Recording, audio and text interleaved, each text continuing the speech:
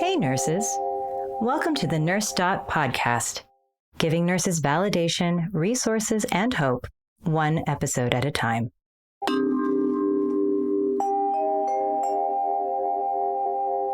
Today on NurseDot podcast. Most even nurses and doctors have no idea how limited home health and hospice is. It's great when you have it, but I think what most people don't realize is that it's very limited in the scope and duration of what's covered. You know, as a home health nurse, most of those nurses are going in for short visits and then it runs out. Joining us today, Courtney Hogenson, a registered nurse whose frontline experiences have propelled her to create solutions that redefine patient care. Not only does she have years of experience under her belt attending to patients' needs in high-pressure environments, but she's also the dynamic founder of CallLight, an app that promises to revolutionize the way people receive care in their home, bridging the gap between hospital and home health. I'm your host, Cara Lunsford, registered nurse and VP of Community at NurseDot.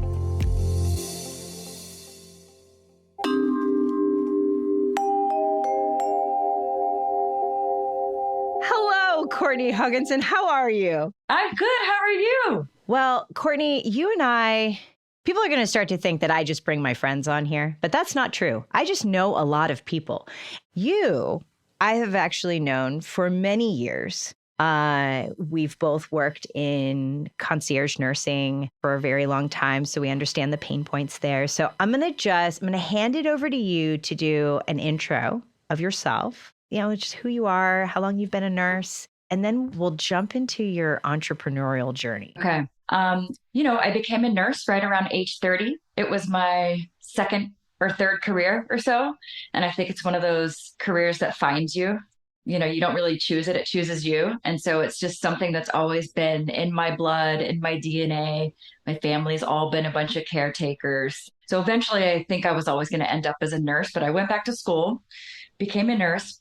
I was at UCLA in the cardiothoracic ICU because I thought, well, if I want to keep going in school, I need to be in this type of unit. If I want to become a nurse practitioner, if I want to become a nurse anesthetist. And so I think I just kind of kept those doors open and I just kept seeing what was coming up and what would happen. And within 2 years of working in that unit, I got that entrepreneurial bug that you know so much about. And I just said, I need to start a business, some sort of healthcare space, something where as a nurse, I can help people. And so first thing I did, 2012, I started Heal at Home Care. It was a home care agency, non-medical caregivers helping people in their homes. And it was great. It was, the first business I ever started. I learned a lot. And I also found out about care management. I didn't know what care management was as a nurse. It's like being a patient advocate, being the boots on the ground, being the patient quarterback. So I found out about care management and I had about 10 care management clients. And it was the most rewarding work I ever did, Cara. Just being able to advocate for someone and be the expert on these people. It's so important. It was so great. And then when did I meet you? I'm thinking like this is around when I started Heal at Home Nursing with Kelly, another nurse care manager who was in the concierge field like you. And I just kept encountering patients and clients that needed nurses. They wanted them in their homes. 24/7, short-term, long-term. They just needed more than what home health would provide, and they needed more than they could get anywhere. And so I just kept putting these teams of nurses together, got to the point where I said, I need to be doing this myself, because when you're sending people into your patients' homes, it's a very vulnerable environment. It's very intimate. It's not like the hospital. And so you just have to be really careful about personalities and all the things that go into taking care of someone in their own home. So Heal at Home Nursing happened in 2018. I think that's when you and I crossed paths. And I just said, oh, we've been working together for so long, Cara. I almost don't even know. It's a weird field, the whole private duty concierge nursing world. Y'all know each other. We all work for different companies. And then I was a director of nursing for Privé. So we kind of like when we couldn't take a patient, I started going, well, I've heard of Heal at Home, have you checked them out? Because I think it's really important to collaborate and say, you know what, sorry, we just don't have the bandwidth. We can't provide the kind of care we would want to provide. So here's some other players in the industry who are doing really good work, and you feel like you can stand behind the referral. Because that's really important. You don't want to refer someone to, a company that doesn't have a great reputation. And then I actually worked on cases for you. Patients loved you when they were lucky enough to get you. Some of the stories, I just think like, oh, only Cara would understand that. And then you did what most people never do, but you and I have this in common. You were acquired. Yeah. It's a lot. And we did it around the same time, which was so interesting. Yep. I feel like, I had all these ideas about where I wanted Heal at Home nursing to go. And I saw what you were doing with Holly Blue. And I was like, oh, she gets it. Big picture, all these things. And then we got an offer for Heal at Home nursing. And I'll be honest, I wasn't ready to sell at the time. I didn't feel like I had hit, the pinnacle of what we could do with it. Yeah. But it ended up working out. As it does. Sometimes you just have to kind of surrender and say, I'm just going to trust that things are going to work out. And they really did. So now that I left Heal at Home nursing and we were acquired, I stayed on long enough so that I could make sure the nurses were okay, the transition was okay, the patients were okay. And then about a year later, I left. And now I'm really focusing on Call Light, which is what I really wanted to do. Yeah. And it's creating a safe space where people can hire nurses. They can find nurses, for short-term, long-term, in their home. We're really trying to fill in those gaps where home health doesn't cover it. Hospice doesn't cover it.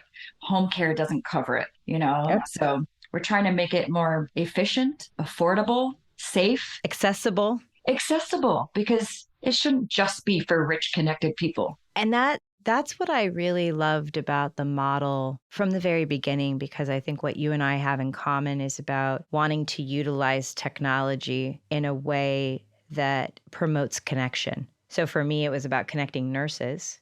And for you, it's really about connecting those who are in need of services with those who can provide those services. Yeah. And kind of really bridging that gap, because I think what you and I and many other people in healthcare have noticed is that there are these gaps that as a patient you can very easily fall into. Yeah. What I think is really great about what you're doing is providing that accessibility, making it more available in terms of socioeconomically. Right. You and I have always worked with kind of an elite group of people that can really afford a certain level of care. And I think that that's what's always been really hard, is that you want to feel like everyone can afford this kind of care. Yeah. Yeah.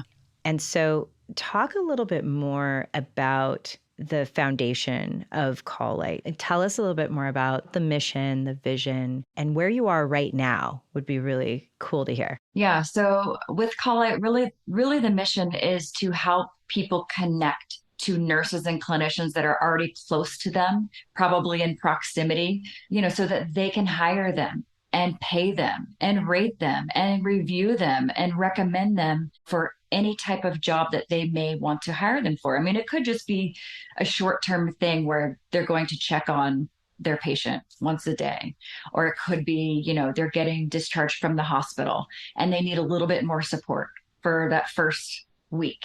It could be a post-op thing. It could be a long-term case where they need a team of people. But really what Call Light's trying to do is, we don't want to be the Craigslist of private duty nursing. You want to know who's showing up at your house. You want to choose that person. You don't want to just, have this window of time. Oh, there's going to be a nurse. I'm not sure who it's going to be. They're going to be there between 8 and 12. Don't know if you're going to get the same one next time. We really want to use technology so that people can have choices and really choose their own team of people that are coming into their homes, and vice versa. We really want the nurses to be able to choose who they want to work with. Yep. That it's so important to have a good match. Yeah. right? There's all these apps out there, whether it's a dating app or I recently discovered the app called Wag, which is a dog walking app. Okay. Yeah. And what they all have in common is that personal matching, right? It's like find the right fit. Yeah. Find the person that is geographically close by, who has a certain amount of availability, that maybe this is their full-time job. They walk dogs for a living. So you're not going to have that situation where they're going to be like, well, I'm actually working my full-time job and I'm only available to do dog walking between the hours of 3 and 6 or something like that. And you're like, well, that's not going to work for me. Yeah. So it's about the details, right? It's in the details. And I think that that's what you're really focused on is the quality of the connection, of the match. Yeah. Because what we've learned in concierge nursing is just how important that relationship is, because you build that relationship and you could be an awesome nurse. It does not mean that you are the right fit for this family or for this patient. Or that team of nurses. Right. Yeah, that you don't fit well within that team only because your strengths lie in a certain area. So maybe you're a fantastic case manager, right? Yeah. Maybe you're really good at case management, but from a team perspective, not so great in the team because you're more of a leader.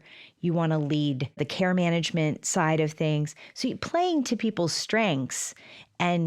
And so tell me a little bit about how does the technology work that you can learn as much as you need to learn about the nurse and also about the person who's in need of the nursing? So what we try to do is, when I was first hiring a babysitter for my son, who's now 7, and I'm like, oh my gosh, that was so long ago when I first thought of this thing.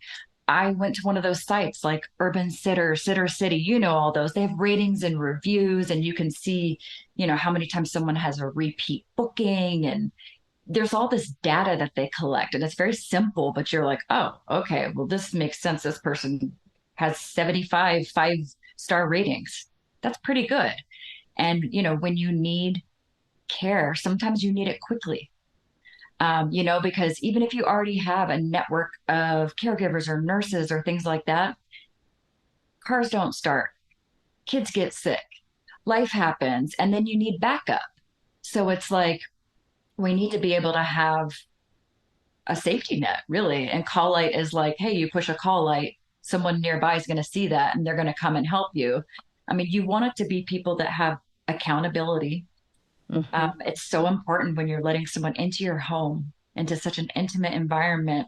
You want to make sure you can trust that person, because you don't even know if the patient may have cognitive impairment. They may have mobility issues. There are all sorts of things. And so it really needs to go both ways, I think, though. And so I like having ratings and reviews for the care seeker as well, because sometimes it's not the patient, it's actually someone who's organizing the care, as you know. Yeah. But it's important for the clinicians and the nurses to know that they can trust that person too. Right. And, we verify their government issued ID. We make sure this person is who they say they are. When it comes to the clinicians, we have these great databases like nurses.com. Oh, yeah. The NURSYS. Yeah. Nurses. It's like the nurse system. Nurses. You can verify everyone's licenses. You can see what states they're able to practice in. You can make sure that they're licensed unencumbered. And, you can track that stuff in real time. And you want to know that this person is who they say they are. Yes. Accountability is just huge. Right. That's definitely if I'm a client, right? Like one of the number one things, like, are you a licensed practitioner? What is your license? Probably understanding scope of work. Do you do any of that? Like, what is the scope of practice? Yeah, I would say, depending on where they are, what location they are, they have to always stay within their scope of practice. The biggest thing is if there's a doctor's order, if there is already something that's existing, like a medication order, those types of, if those things are already in existence, a nurse can carry out those orders under, the scope of their practice and with their own abilities and competencies. But really, we're not writing orders. We're not making things up. Mm-hmm. Right. Nurses can do a lot of stuff, but Yeah. also nurses know what they can't do. And, Yeah. you're really paying for it. Look, I would say most of the cases in the home care, they don't necessarily need a nurse, maybe not even an RN or an LVN, but people understand and recognize, they've got this knowledge, this expertise. They're able to like assess the full picture Yeah. and see things, and nurses can triage. Like Yep. you can see the big picture, and it's like, wouldn't you rather have an RN, a team of RNs looking after a loved one? If money was no issue and you could have that, heck yeah, I would want a team of RNs looking after my loved one. Yeah. I think that one of the huge benefits to that is I think the advocacy part, the health literacy side of things, Yeah. because nurses are educators. They're teachers. They are, yes, they are teachers.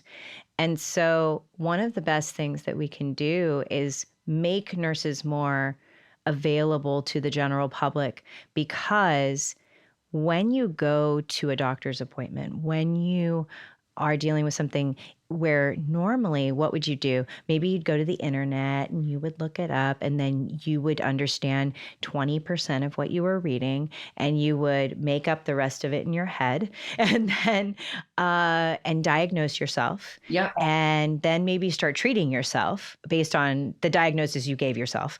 And whereas when you have that nurse available to you, you can bounce things off of them. You can start to understand more about your health, which actually gives you more freedom. I imagine that if someone in my family needed some sort of healthcare availability in their home, like something, a nurse available in their home, that would probably do a few things. It would improve their health literacy, so they'd start to understand more about their health condition because they'd have someone there who's teaching them. Yep. And being able to spend more than 5 minutes, right? And that's not, that's not anything against the nurses that are at the bedside in the hospital. Look, they just don't have time. They're short-staffed. The ratios are off. They've got too many other expectations of them. So it is not feasible for them to do the amount of discharge planning and education that they want to be able to do in the hospital. So being able to have that in your home in an unrestricted kind of way is just such a benefit, right? Well, and someone who knows your baseline and knows what's normal for you, what your wishes are, what your goals are.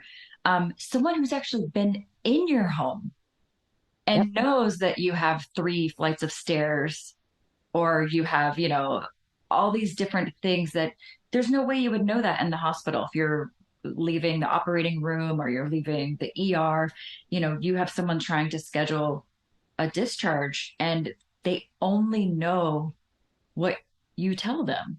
They don't know what it's like at the home. And think of all the things that can go wrong between discharge and home in that first week when you're supposed to be back at the doctor. Did the medications get picked up? Is the home safe? Is there food in the fridge? Are they taking their meds? Yep. Are they having side effects? There's so many things that could go on. Yep.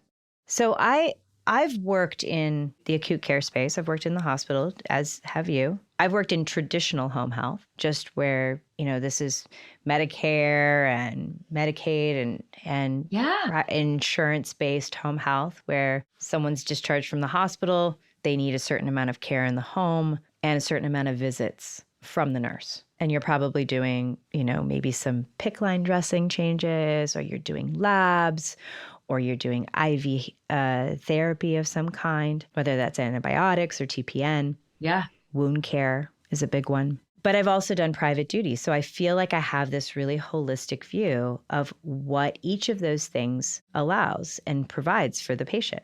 Yeah. And what I saw when I was doing concierge, private nursing, was that I really was the bridge. Sometimes that person had a home health nurse. They also were having to go into the clinic or they were going into the hospital. The home health nurse was not communicating with the people in the hospital, and the hospital was not communicating with the home health nurse. There is no connection between the EHR systems. So it's not like they can read a note that happened in the clinic, that the home health nurse can read a note that happened in the clinic, and that the clinic nurse can read a note from the home health. No, that does not happen, although it probably should. And that's a nod to Epic. Hey, Epic. Get it together. I don't know. Integrate. I'm just saying, you might want to link those things together. Since you're taking over the world in terms of EHRs. So that's where I really think that the private duty nurse comes in, right? Is because we go to those appointments with the patient. You've been to many of them. I've been to many of them. You're bringing the information from the home to the clinic or into the hospital. We've sat at the bedside in acute care spaces too, like as private duty nurses. And the type of care that we get to witness and see, it made me feel so good, but at the same time, I felt so sad. Yeah. For what everyone else was not getting. I see that. I agree with you. Yeah. And I think most even nurses and doctors have no idea how limited home health and hospice is. It's great when you have it. It's great. And I always think people say, oh, I wish I had that sooner. I wish I had started that sooner. But I think what most people don't realize is that it's very limited in the scope and duration of what's covered and what you get that's covered by insurance or Medicare. As a home health nurse, most of those nurses are going in for short visits for a few weeks at a time, and then it expires. It runs out. So really what we're trying to do in concierge and private duty nursing is bridge those gaps, provide these teams of nurses who know the ins and the outs of the system, who know the language, who know how things work. And, I just think of when you go to a doctor's appointment, no matter who you are, wouldn't it be great to have an unbiased medical professional there taking notes for you, asking questions? It's hard to take in all that information when it's just you and you're a medical professional. But it's like, if you have someone with you, a nurse or someone like that, you end up having so many more options, so much more information. And like you said, the literacy, and also, it's like the patients actually taking their medications, doing what they're supposed to be doing. Like you get so much more when you have someone reinforcing it, saying, this is why you take that medication. This is why you do this, or, and they can ask them questions, because how many patients feel comfortable asking the doctor a lot of questions? They don't have time to do it. They're afraid to do it, at least with a nurse. A lot of patients feel really intimidated when they're in a clinical setting. Yeah. And rightfully so. They don't know. You don't know what you don't know, right? So being able to feel like you have a nurse who's there to sometimes say the things that you don't feel comfortable saying. Yeah. They're afraid to be vulnerable sometimes. And so being able to step in and advocate in that way is amazing. I think that it's pretty clear that there's a lot of advantages on the consumer side of this. Yeah. Right? Tons of advantages. And of course, it is still an out-of-pocket cost, but I think you're trying to make it much more affordable than having to go through an agency where agencies are going to have to take their cut, right? Yeah. But one of the things I wanted you to talk about from a nurse perspective, and I feel a lot of ways about this, is that nurses need to be in an environment where they feel like they can really do the work that they want to do.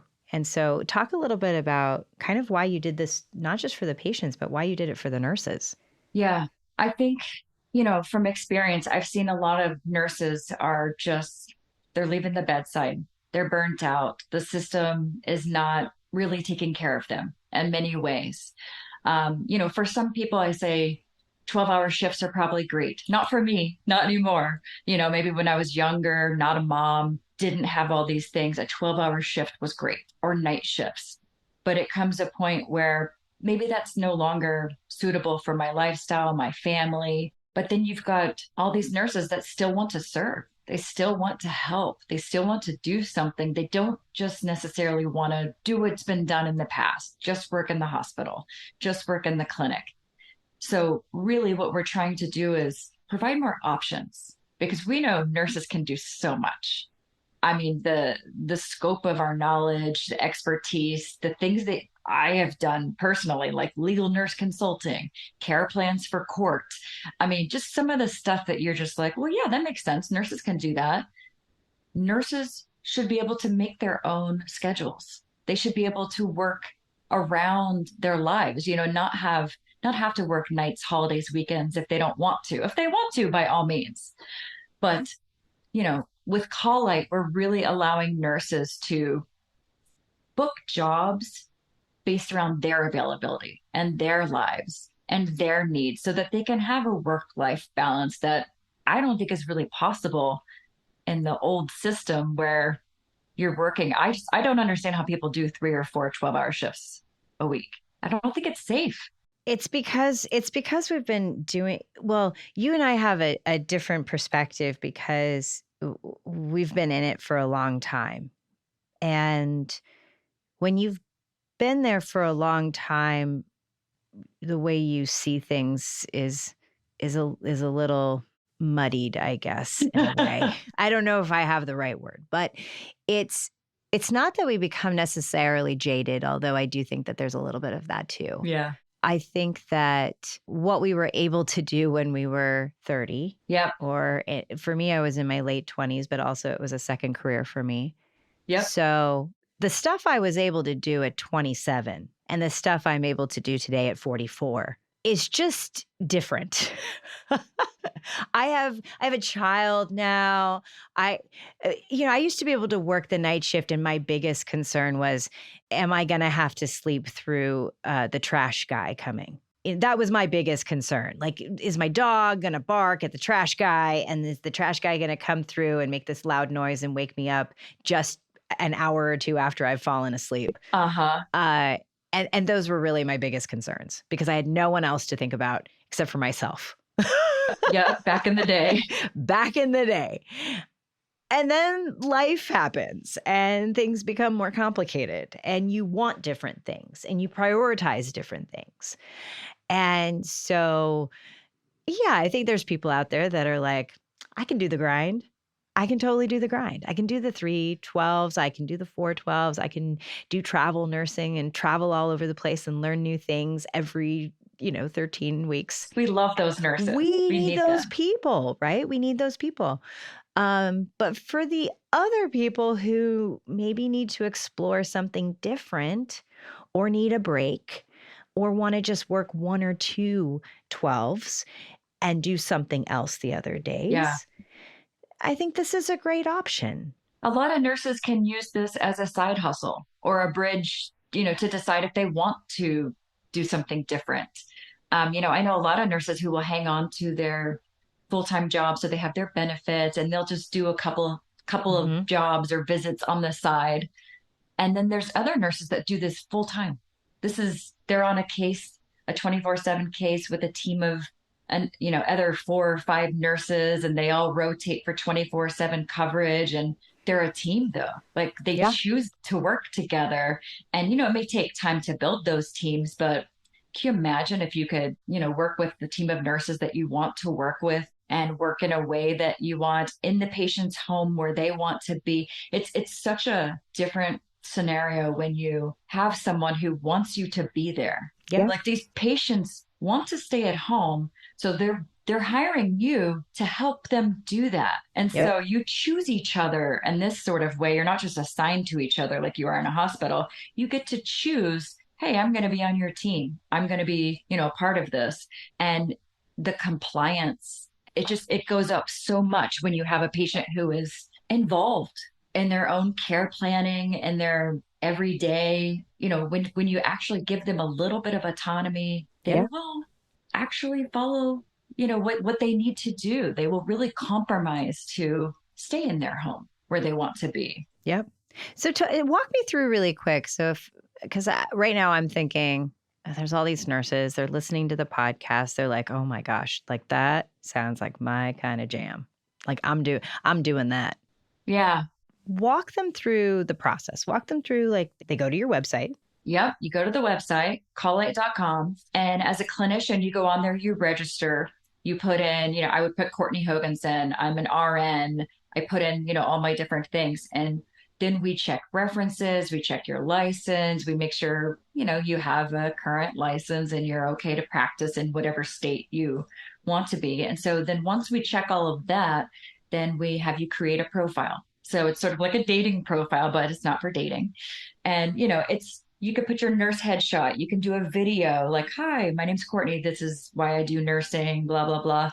And, you have your resume, you have your experience, your special skills. Cause, there are certain things that you don't want me starting IVs on anyone anymore. I was an ICU nurse, so I never had to start IVs. And then I'm out of practice from IVs. So that's not something you want me to be doing on you. But, you would put sort of what your specialties are, are you looking for part-time? Are you looking for full-time? Are you looking for visits? Are you looking for round the clock? And so you really get to put out there what you're looking for. And then when a job comes up, a care seeker goes on there and says, I've got this job. You can say, hey, I'm interested in that, or I'm not. And, all these different nurses come up as an option, and you can kind of, go between. Sometimes it takes one nurse, sometimes it takes 4 nurses, sometimes it takes a team of nurses. So it's good to have the ability to post a job and then have nurses kind of say, hey, I'm interested in that. Let's talk more. Yeah, that's amazing. I love that so much. And really the value that you bring, the fact that you're a nurse, you've created this, but you have lived this life. Yeah. Okay. And you're going to think of things that nobody else is going to think of, right? You're going to think of things like, are you afraid of dogs? Yes. Are you okay with pets? Because that's a real thing. I mean, there are nurses who are terrified of dogs. They will not work in a home where there's a dog. Yeah.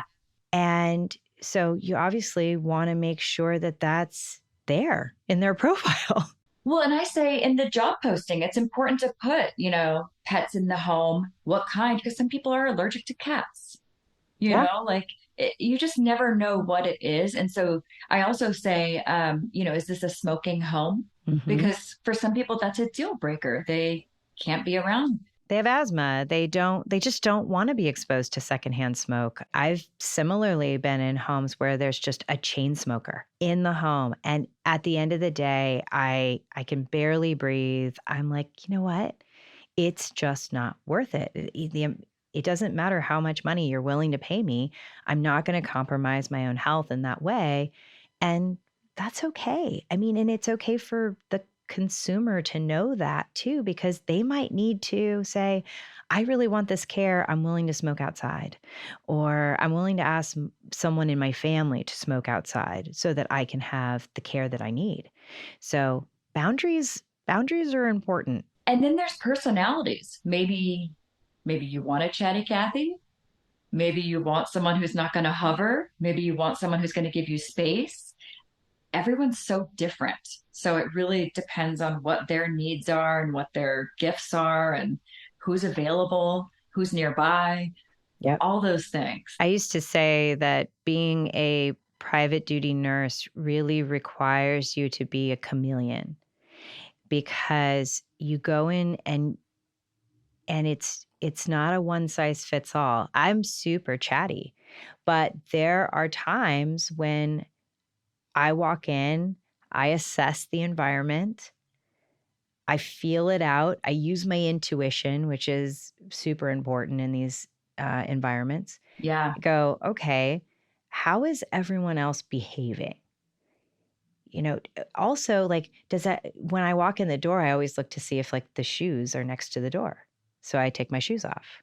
Yeah. It's like you have to learn how to assimilate very, very quickly. Yeah. But it's so helpful if you know ahead of time.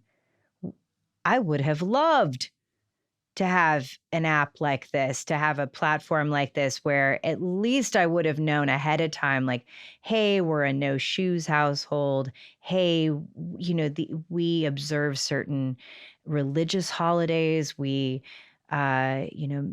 they're Orthodox Jewish. You want to know that, on Friday, Saturday, like, okay, well, there's not going to be any electronics and it's going Yeah. to be difficult to contact them. They're not going to be using their phones and stuff like that. It's so awesome to know a lot of that stuff ahead of time because it sets you up for success. And obviously, everyone wants to feel successful when they walk Yeah. in the home. You don't want to feel like the first thing you did was walk in with your shoes.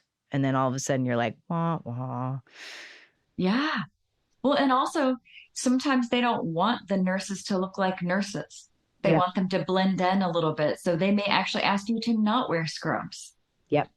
So you just never know what their needs are. And you just have to be adaptable and you have to be able to just go with the flow. And I think nurses are so good at that because we're so used to dealing with changing environments, lots of Yep. personalities, sometimes big egos. Do you prompt the consumer on some things that they should? It sounds like you do tell them some things like, hey, let us know if you have pets in the home. Let us know what some of your preferences are. So right now we're really kind of doing more hand holding because as you know, most consumers have no idea how this works, what's covered, what's not covered. So really we do more of a concierge hand holding situation where we'll help them do the job posting. We'll help them, they sometimes they don't know what they need because they've never had that before. And they may think they need a nurse and you're able to tell them, well, you could have a nurse, absolutely, but really all you need is, PT or OT or what have you. So sometimes it's if they haven't been in those shoes before, they don't know what they don't know. And you really have to kind of guide them and say, this is how this works, and then give them that information and let them decide what they want to do with it. So this is a nice little combination of having a tech platform, which helps with the matching and a lot of that and probably the scheduling of things, but also having a service. It sounds like you guys are also providing a service as well, which is really nice because I do think that sometimes, I mean, it is always great when you have a piece of technology that seems so intuitive that you're almost like, oh my God, I don't even need to talk to a person. This is so Yeah. amazing. But I think in situations like this where there's health involved and vulnerability and stuff like that, that having that extra service is And a just being really able nice to add. ask questions because, in healthcare, there are a lot of questions. Yep. You don't know everything. You can never know everything. Yeah, absolutely. So right now you're currently operating. We're currently operating. We launched in October. So exciting. I'm just Yeah. so happy for you because I've No. just watched you through this arc, and it's been a real privilege to be able to kind of watch you from a distance and see all the success that you're having, and really to also help you in a way by bringing this to more nurses so that they can hear about it on this podcast and we can share it, on our social and stuff like that. So it's just really exciting to be able to help you nurture this even more. I feel like you've been with me, like by my side through the whole thing. Even though we live in different states now and all the things, like I feel like we were baby nurses together and we Yeah. were just figuring it out. And I just look at all the different things we've done together and where you've gone and where I've gone. And I'm just like, it's so amazing how we end up full circle. And I'm like, oh, we're back together again. Like, Here we are. Here we are. Courtney and Cara. It's the Courtney and Cara show. it takes nurses to fix a lot of big problems. And, you're a voice for nurses and for just for people. You're an amazing advocate, an amazing nurse, and awesome human being. So, I mean, I'm so happy to know you and to love you and just see Thank you. what you're going to do next. I'm so excited. Well, thank you. Thank you so much. Well, the feeling is mutual, my friend.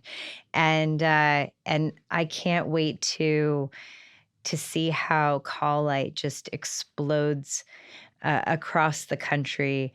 Are you one last question before we go? I did want to make sure are you nationwide or are you focusing on a certain region right now? We plan to be nationwide. Right now, we're focusing on a couple of little areas. I wasn't planning on starting in Tennessee, but we had a former client who was moving from Los Angeles to Tennessee, and their family needed round the clock nursing for a loved one. And when the family reached out to me and said, Courtney, we still have four of the six nurses that you and Kelly helped us hire all those years ago. We would love if you were doing this in Tennessee. And I said, oh, goodness, guess I'm going to have to, huh? And so now we have this team of 4 to 6 nurses with them now, and it's been fantastic. And so we're getting nurses from all these different areas. SoCal was a really big part of where I started, and so I still have a lot of nurses that are reaching out to me. Do you know of any private duty jobs? Do you know any concierge nursing jobs? So it kind of just depends on where the jobs are available. As you know, when a job comes up that a nurse wants, they come out of the woodwork. So it's like, we can have thousands of nurses on the platform, but it's got to be a job they want. And Yep. so when those jobs present themselves, those nurses just, They flock to it. yeah, we're always looking for great nurses no matter where they are. I just say there's probably someone who needs a nurse near you, wherever you are. And if Yeah. it's not you, you probably have a team of other nurses that you would like and recommend if you couldn't do it.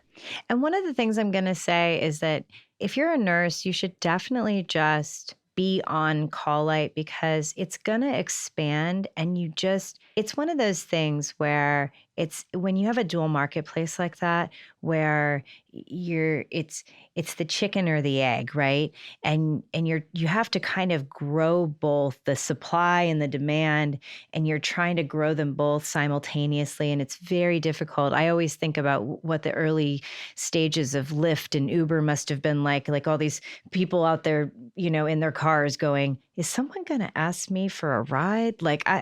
Is this going to happen? And then suddenly there's like someone in the car or somebody going, okay, I'm going to call for a car, but is there going to be a car? Like, is someone actually going to be around me? So I think it takes time to do it right. It takes time. And I think what you're doing is smart, focusing on maybe some certain regions, because I'm sure that that's what Lyft and Uber did, in the early years.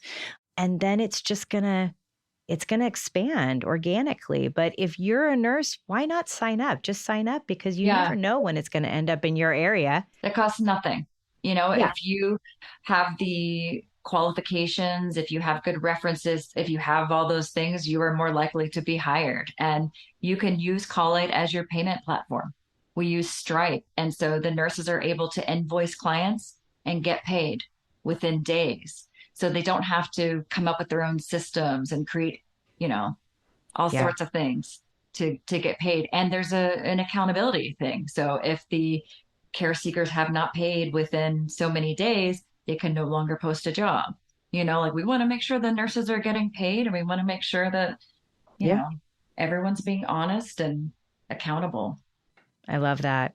Sometimes it's hard for nurses to charge for their time too. So And they it's nice should. when yeah, they need to, but nurses don't always value the work that they do so I think it's nice that you've incorporated that into the platform as What I well. tell So nurses is, look, people say, how much is that? I say, it's however much we can find a nurse to do it for. Because some nurses are willing to do a certain job, others are not. And so it just depends who's available, who will do it, and at what price. Because I'm sure you give away lots of advice and things, and you're fine with it. But then other times, you want to be yeah, able to pay your bills and use your time wisely. absolutely. Absolutely. Well, this has been such a wonderful interview. If people didn't hear already, go to calllight.com. That's 3 L's in the middle Make sure you have all 3 L's in them. With the hyphen, it's CALL-LIGHT.com. Yeah, which makes it so much easier to read when you don't have 3 L's crammed together. Yeah. So make sure that you check it out if you're a nurse, because who doesn't want just a little extra, side hustle or something, and it really does allow you to, I think, do the work that you're really passionate about and that you want to do as a nurse. And and I do think that is about sustainability within this profession, right? It's like to find those places where you can do that type of work, because it keeps you going, and it keeps you lit up and thriving. So thank you so much, Courtney. Thank you. It's so good to see you. I miss your face. I miss your face too. Until next time, my friend. If you are a nurse or nursing student who enjoyed this episode, don't forget to join us on the NurseDot.com app, where you can find the NurseDot discussion group, a place where we dissect each episode in detail and delve deeper into today's topics.